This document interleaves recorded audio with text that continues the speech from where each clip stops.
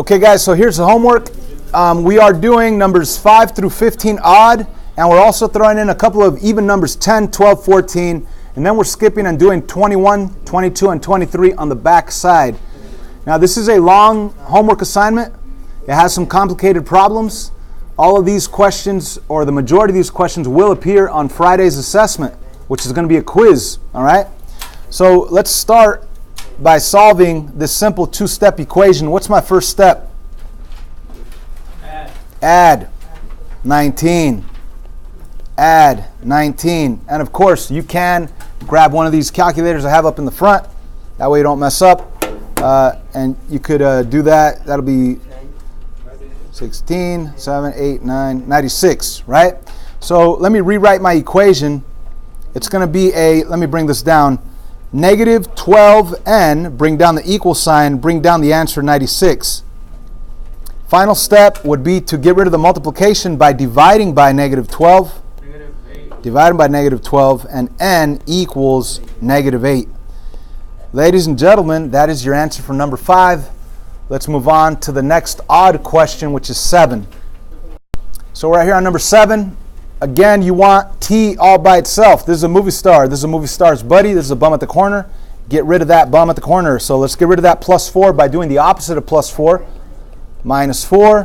What you do to one side, you must do to the other. Maintain balance. We will have 15t equals 49 take away 4 is 45. Now, guys, notice that I try to stay organized. The equal sign comes straight down. I bring down the rest. I bring down the rest, right? This is my new simpler equation. It's just a one-step equation here. It says 15 times t. I need to get rid of that multiplication of 15. So I'm going to do the opposite of multiplying, which is dividing by that exact value 15. It's off balance right now until I do it to the other side, divide by 15 over here as well. So the 15s cancel out. I now have t. I have the equal sign and 3 over here. So my answer is t equals 3. Now if you wanted to, you could take that 3, plug it in right here. 15 times 3 is 45. Plus 4, it does give you 49. So you could double check your answers by plugging it in and seeing if it gives you a true statement. Let's move on to number 9. Number 9, what do I do first? Okay, get the bum out of the, kick the bum. Yeah, let's get rid of the bum. Let's get rid of that plus 3 by doing a minus 3. Now, some people are thinking, oh, I have a fraction. I don't want this fraction. I want to multiply everything by negative 4. Now, you could do that, but you'd have to multiply this by negative 4, which would cancel, this by negative 4, which would give you a negative 12, and this by negative 4, which would give you negative 60. So you get bigger numbers, right? So you might as well not do that yet. Don't get rid of the fraction yet. Let's get rid of the plus 3 first by subtracting 3. And what I do to one side, I do to the other side. Let me rewrite what I have now. I have a d divided by negative 4 equaling 15 take away 3, which is 12. Now, in order to get rid of the division of negative 4, I'm going to multiply by negative 4. And what I do to one side, I do to the other, multiply by negative 4. So as you can see, the negative 4 and the negative 4 cancel out. The d comes down. The equal sign comes down. 12 times negative 4 is negative 48. That is my answer. D equals negative 48. That's the goal of solving any equation, to get the variable by itself on one side. Now we are doing number 10. Let's go to number 10. So on number 10, how about this? I've said let's get rid of the bum at the corner, right? Now what if like you accidentally, you want to get rid of the fraction first? Now I do not recommend that. But let's say I wanted to get rid of the fraction first. I could do what to get rid of the b over 3? Multiply everything by 3. So I could multiply this by 3, everything by 3, everything by 3. Then my new equation will become b minus what? 18 equals negative 6. Now, this is fine, but it could have been even easier if I would have gotten rid of the bum at the corner first, right? But we'll get to the same answer. I just want to show you that there's many different roads to the same place, many different ways of doing these problems to get the correct answer. So your final step would be to add 18 and add 18.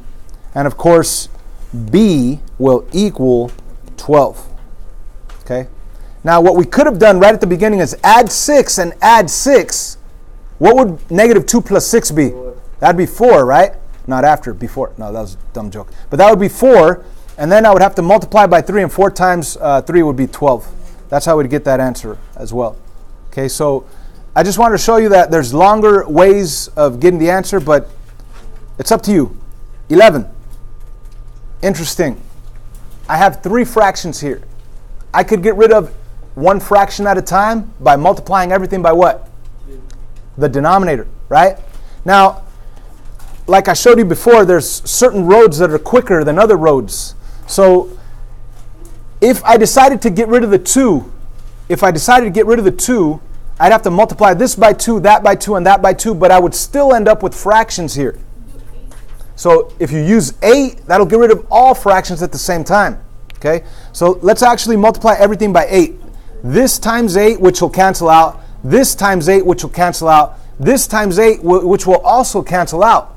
But you have a number left over up on top. Okay? Let me show you. On the right side, 8 divided by 8 is 1. So you end up with a 7. The equal sign comes down. Right here, 8 divided by 8 cancels out. It's 1. And the minus 1's left over, so you bring down the minus 1. And over here, 8 on top divided by 2 on the bottom, we end up with a 4 up on top. So let's rewrite. We have a 4, we have a y, minus 1 equals 7. So that's our new equation that has no fractions in it. So we got rid of all 3 fractions by multiplying everything by that LCD of 8, that lowest common denominator of 8. So now it's just a regular 2-step equation. We're going to get rid of that minus 1 by adding 1. What you do to one side, you do to the other side. You will have a 4y equals 8. Final step would be to get rid of the multiplication of 4 in front of the y by dividing by 4. And what you do to one side, you do to the other side. So your final answer is y equals 2. So that ugly looking equation actually ended up pretty easy just by multiplying everything by 8. Number 12. We want to get f by itself. Now some of us are thinking, oh, there's a fraction 3/5. I'm going to get rid of the 3/5 by multiplying everything by 5. But if I multiply 32 by 5, it's going to give me a huge number. Why would I do that, right? I mean, it could be done. And then 17 times 5, a huge number. It's easier to just get rid of this minus 32 first, the bum at the corner. Get rid of that guy first by doing the opposite of minus 32, which is plus 32. And that'll eliminate. We will have negative 3 over 5 with an f left over equaling 32 take away 17, which would be 15, right? Yeah. So this is our new equation. We do have a fraction. What do I multiply by to get rid of that fraction? 5. The denominator. So times 5 times 5. Now notice I didn't multiply by negative 5. I could have if I wanted to get rid of the negative sign right now, but I'm just going to take it a step at a time. The 5 and the 5 cancel. Let me write what I have left. I have a negative 3f left, the equal sign, and 5 times 15, that is 70. No, 75. Yes, because 5 times 10 is 50, 5 times 5 is 25. Add them together, that's 75. That's distributed property in my head. Let's get rid of that minus 3 in front of the f that's being multiplied. Let's divide it by negative 3. Divide it by negative 3. So f equals negative 25. F equals negative 25. Let's move on to number 13.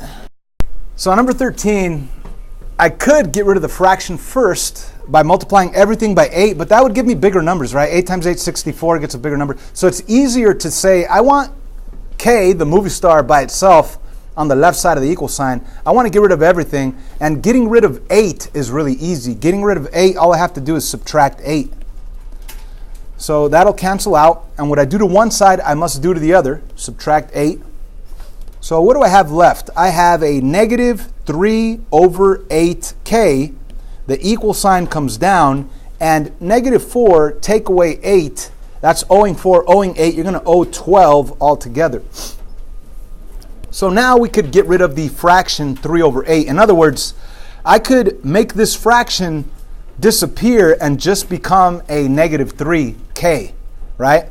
So that divided by 8 is throwing me off right now. Let's get rid of that divided by 8 by doing the opposite. Put times 8 like that.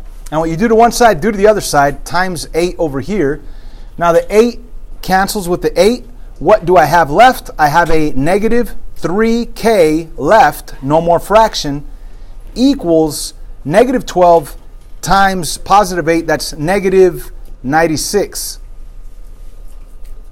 So for my final step, I'm going to divide by negative 3. So k equals negative divided by negative, positive 32. And of course, we could use calculators here, but that is our answer, k equals 32. Let's move on. Number 14. We have a pretty big fraction here, but it's easy. Whenever you have a fraction that you want to get rid of, you could do the opposite. Now, right here, it's really this stuff up here divided by 12. If I don't want this divided by 12, if I wanted to make that divided by 12 disappear and just make it a r plus 13 equals 1, then I'd have to just get rid of it by doing the opposite of dividing by 12. The opposite of dividing by 12 is multiplying by 12. So that cancels, but what I do to one side, I must do to the other. So I need to multiply 1 times 12 on the other side. Now, I want you guys to really understand this. If I multiply this whole fraction by 12, the 12's gone. I do not multiply the top by 12. It's just multiplying the whole fraction by 12. The 12's gone. So what do we have left? We have a r plus 13 equaling 1 times 12, which is 12. And then from there, subtract 13, subtract 13.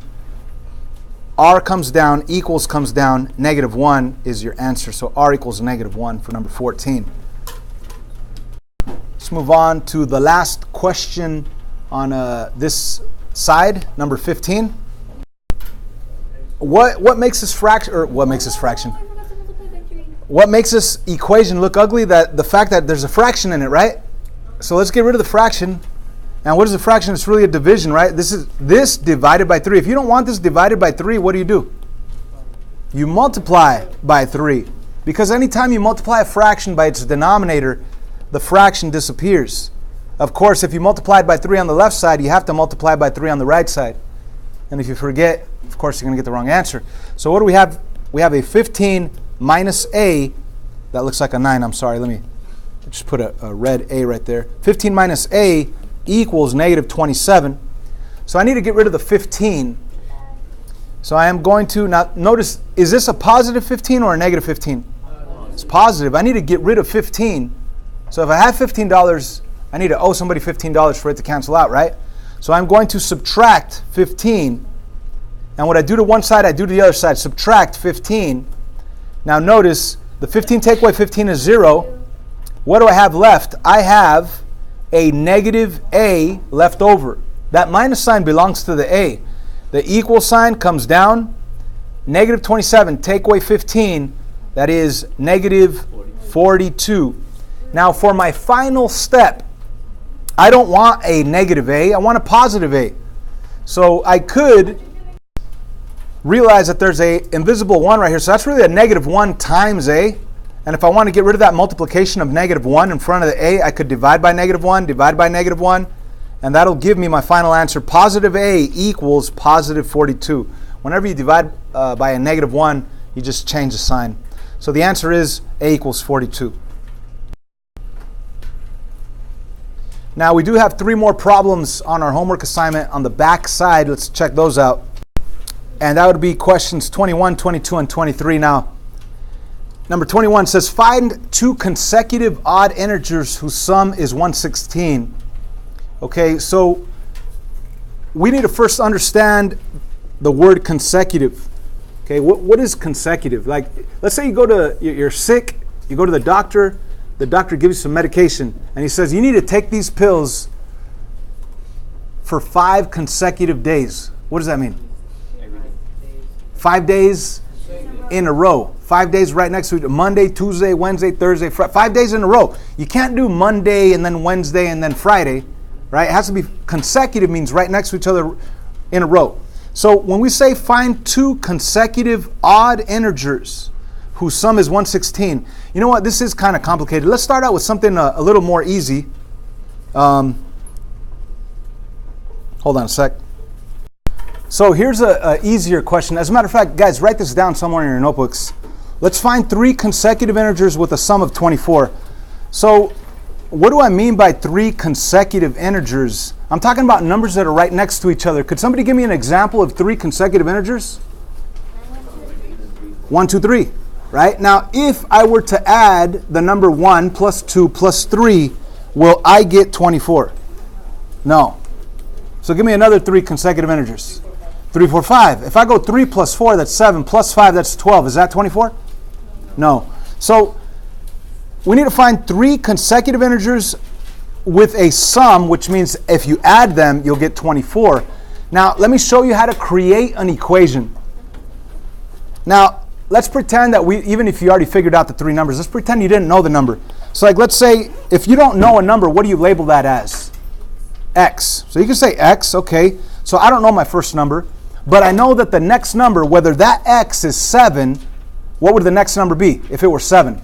It would be 8, 9. And then 9. But what if it weren't 7? What if it were 10? What would the next number be? 11 and 12. So right here we have X. We don't know what it is, but the next number is going to be X plus 1, right? And the third number is going to be X plus 2. Does that make sense? Yeah. Okay? Because whatever this number is, if it's 7, then this is going to be 7 plus 1, which is 8, 7 plus 2, which is 9. So this is what we're going to create. We're going to create an equation where your first number is X, the next number would be X plus 1, the following number would be X plus 2, and it says that the sum of these 3 numbers is 24.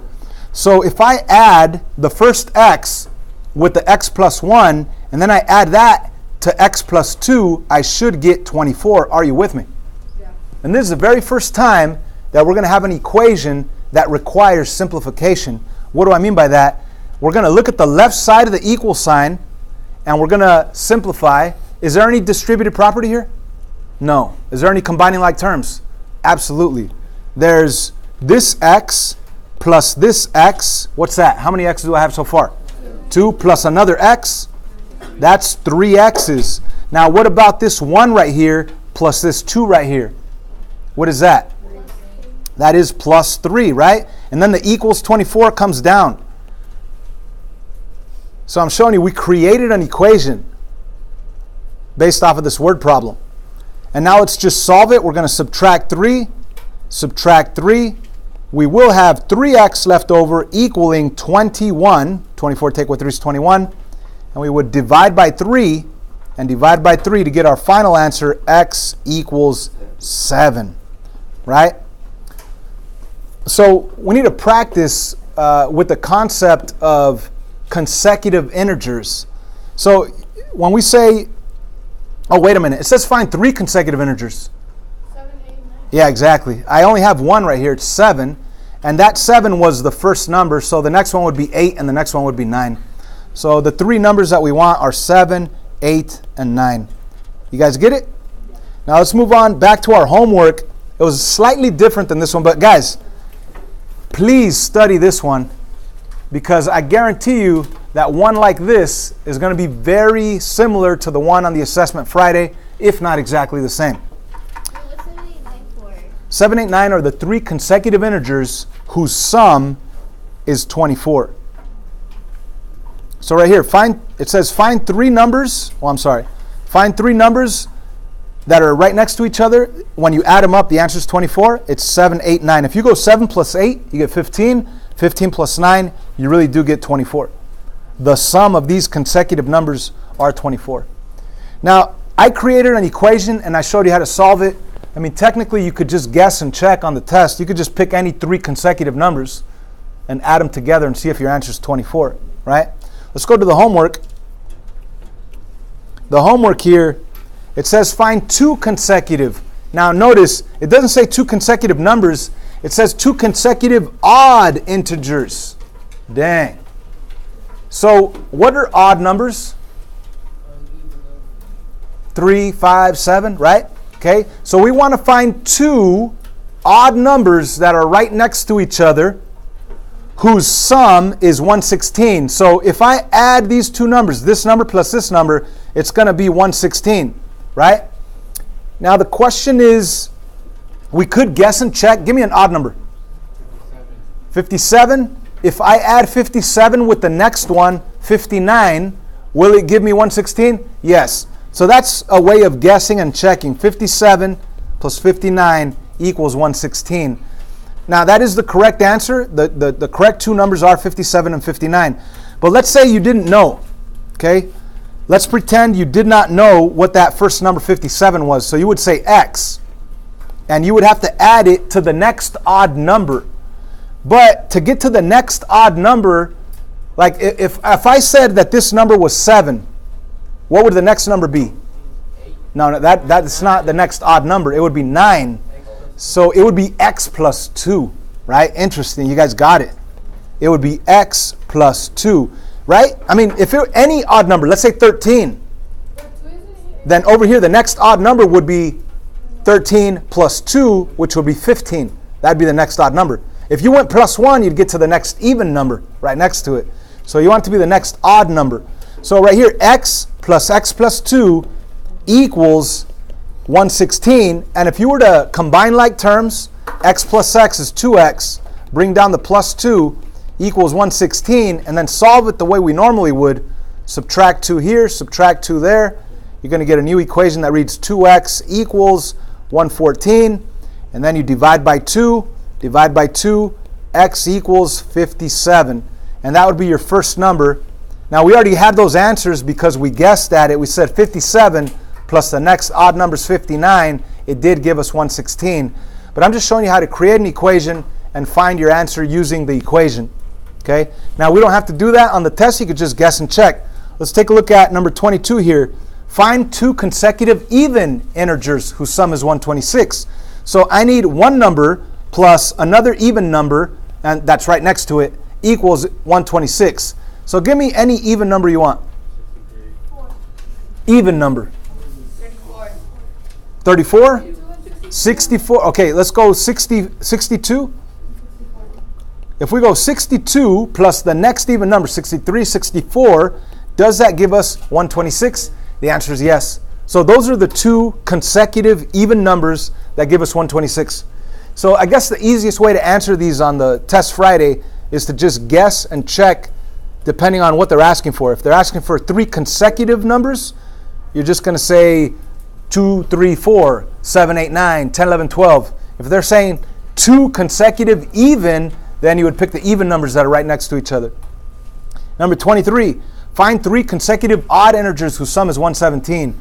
So I need 3 consecutive odd. 1 plus 2 plus 3, the sum is 117. Now, you guys want to guess at it? Give me some numbers that are odd. 100. That's even. 101. Okay, if I go 101 plus 102, plus 103 plus 105, that's going to be 300 and something. That's not, we want it to add up to be 117. Okay, so let's go 33 plus 35, that's the next one, plus what? 37. Now, if I add these, that's 105, so it didn't work, right? Okay, so that we got to go back. So let's erase it. 35, 37, and 39, let's see. So we're guessing and checking here. 35, 37, and 39. No. Now we have calculators. We could use calculators, guys. We haven't figured it out yet? 37, 39, and 41? Yeah. Let's try that. 37, 39, and 41. 37, 39, and 41. If I do add those up, yes, it does give me 117. So those are my 3 consecutive odd integers. Now let me just show you how you would create an equation from this. Okay, so we're not doing 24, so let me scratch this out. But let's say we had a hard time with this. We didn't know that the first number was 37. So I'm going to just label that, X. Now the next odd number would be what? 39. It would be X plus 2. And the next odd number would be what? X plus 4. Now, if you're not getting this, check this out, guys. Let's say the odd number is 11, right? What would be the next odd number after 11? It would be 13. That'd be plus 2. And the next odd number after that, 15, that'd be 11 plus 4. Make sense? So right here, we'd have a plus 4. And of course, the sum has to be 117. So this is an actual way of reading that question, creating an equation, and then combining like terms, x plus x plus x, that's a total of 3 x's. And if I go 2 plus 4, that's a total of 6. And it should equal 117. So when we subtract 6 and subtract 6, we will get 3x equaling 111. And if we were to divide by 3 and divide by 3 on a calculator, 111 divided by 3, that will be 37. X equals 37. So you want the next two odd numbers, it would be 37, 39, and 41. So your answers would be 37, 39, and 41. Do you have to create an equation? No, not on the test Friday. You could just pick some numbers and guess at it, add them up on the calculator, see if it actually gives you the sum 117. That's what we did up here, but this is the correct way of creating an equation and solving it. I'm done.